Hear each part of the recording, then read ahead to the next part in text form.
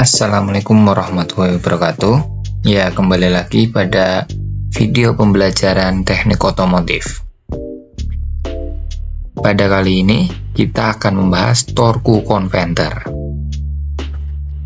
di mana ada menu utama pada torku konverter. Pada kali ini yaitu ada pengertian, ada fungsi, komponen, cara kerja, dan evaluasi.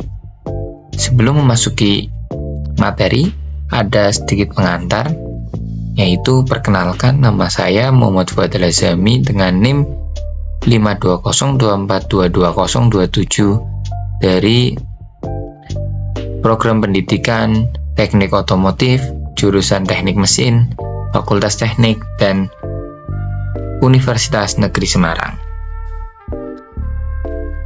Ya, mari kita lanjut langsung ke dalam materi, di mana torku konverter yaitu komponen pemindah tenaga yang menghubungkan antara putaran mesin dan transmisi. Komponen ini berada di transmisi otomatis yang biasa disebut kopling hidrolik. Komponen ini berisi minyak transmisi atau yang biasa disebut dengan automatic transmission fluid atau bisa disingkat dengan ATF. Keuntungannya yaitu memungkinkan mobil matic untuk berakselerasi secara mulus dan mengubah gigi tanpa perlu menggunakan kopling. Selanjutnya masuk ke bagian fungsi, di mana fungsi torku konverter yang pertama menghubungkan mesin dengan transmisi dengan bantuan fluida, dan yang kedua ada mengubah torsi dan menstabilkan putaran mesin. Yang ketiga adalah untuk meningkatkan momen dan yang dihasilkan oleh mesin. Yang keempat atau yang terakhir yaitu meratakan putaran pada mesin sehingga mencegah terjadinya stall atau loop. Selanjutnya yaitu ada komponen. Di sini ada 5 komponen dalam torku konverter yang mempunyai fungsinya masing-masing.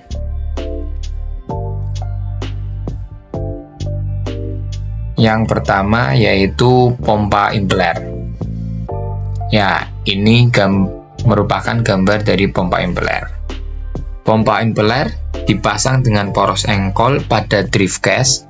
Jadi, ketika porosnya berputar, pompa impeller juga akan berputar. Komponen ini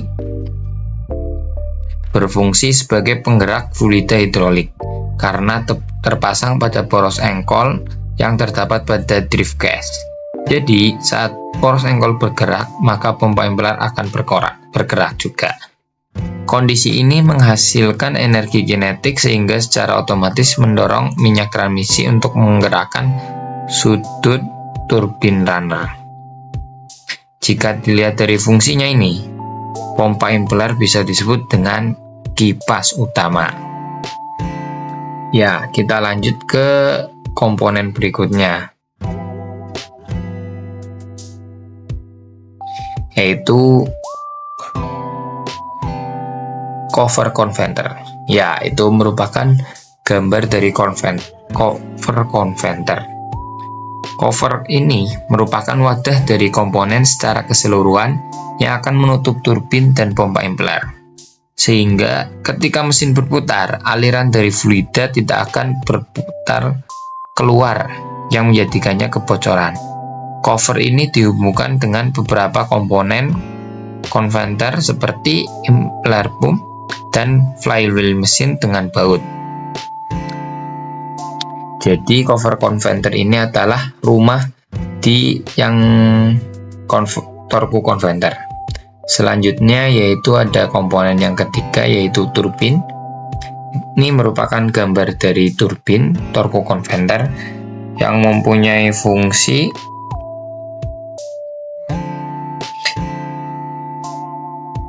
untuk menerima tenaga yang memiliki tekanan dari aliran fluida minyak transmisi. Turbin ini bisa disebut juga dengan kipas kedua yang berhadapan-hadapan dengan pompa impeller. Selanjutnya kita masuk ke komponen yang keempat yaitu stator.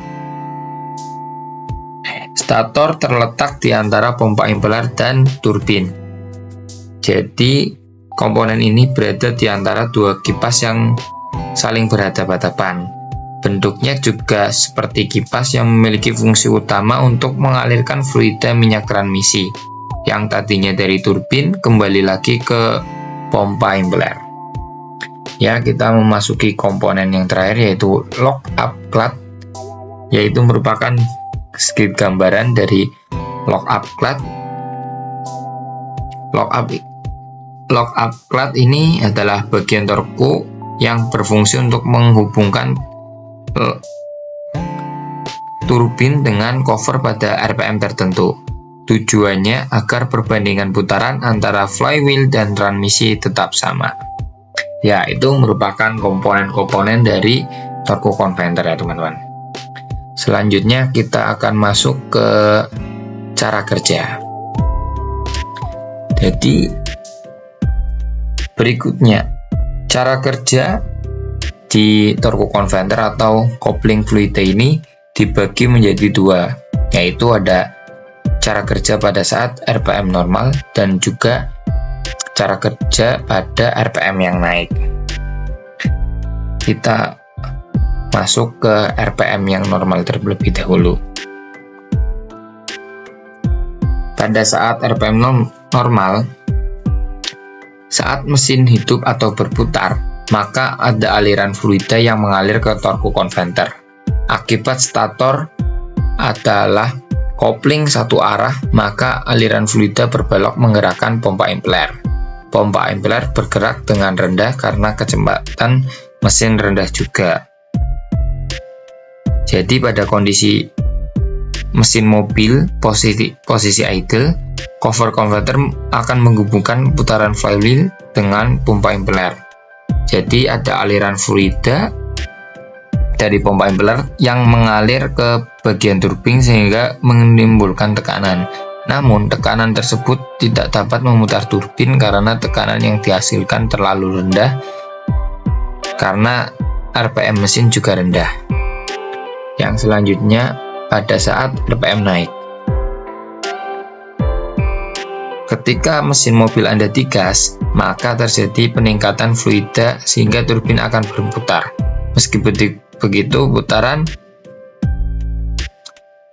menyesuaikan dengan RPM mesin. Jadi ketika RPM mesin akan naik, maka putaran alirannya juga akan naik. Saat mesin dinaikkan kecepatannya, aliran fluida yang dipompa itu juga akan mengalir deras, yang mengakibatkan aliran itu menuju turbin, dan akibat sistemnya tertutup, maka turbin pun ikut bergerak. Karena turbin sudah bergerak, maka akan ada aliran yang menjadikan stator berputar karena sudah lurus. Ketika turbin dan stator sudah berputar, maka akan ada aliran yang akan menggerakkan poros transmisi. Ya, setelah cara kerja, kita langsung menuju ke evaluasi, di mana ada petunjuk dari evaluasi ini.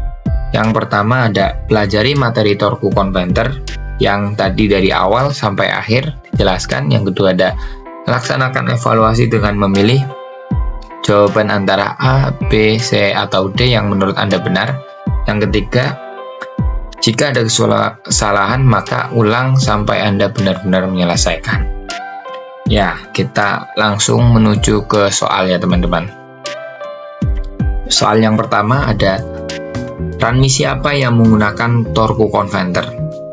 Ya, seperti kita ketahui pada torque converter itu terdapat di transmisi otomatis. Jadi jawabannya yaitu transmisi otomatis, teman-teman. Tapi ketika kita salah memilih, teman-teman, nanti kita akan kembali dan akhirnya bisa mengulang, teman-teman. Kita tinggal pencet ulang, lalu akan kembali ke nomor 1.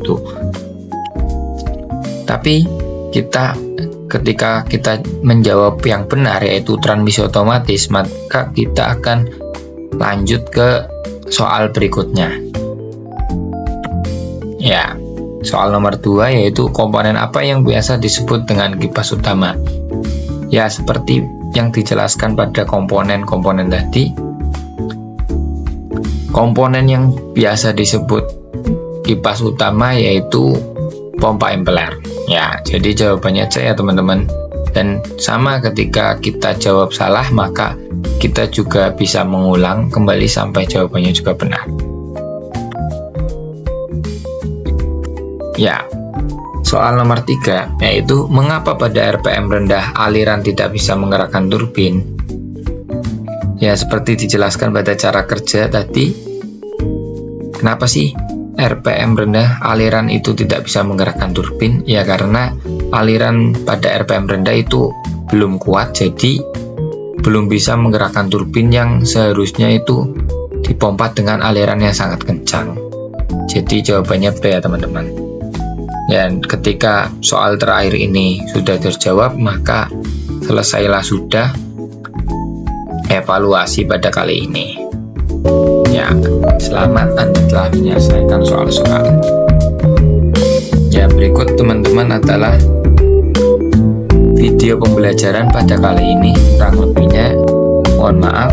Wassalamualaikum warahmatullahi wabarakatuh.